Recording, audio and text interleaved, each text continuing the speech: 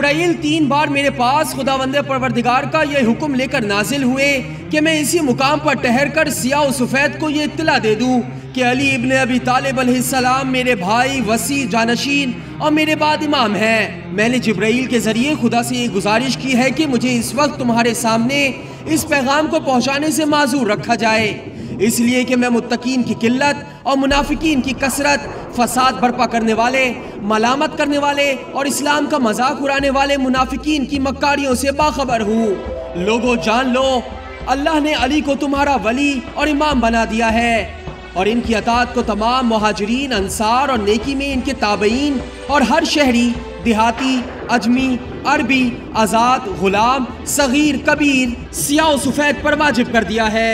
अय्युहन्नास, ये इस मुकाम पर मेरा आखिरी कयाम है, लिहाजा मेरी बात सुनो और अताअत करो और अपने परवरदिगार के हुक्म को तस्लीम करो। अल्लाह तुम्हारा रब, वली और परवरदिगार है और इसके बाद इसका रसूल तुम्हारा हाकिम है जो आज तुमसे खिताब कर रहा है। इसके बाद अली तुम्हारा वली और बहुक्म खुदा तुम्हारा इमाम है।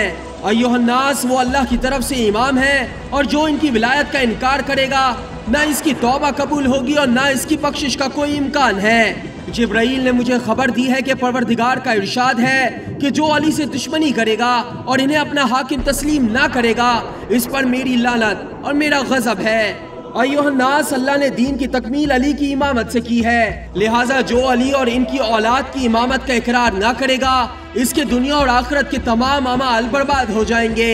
अय्युहन्नास, इब्लीस ने हसद करके आदम को जन्नत से निकलवा दिया, लिहाजा खबरदार तुम अली से हसद ना करना कि तुम्हारे अमाल बर्बाद हो जाएंगे।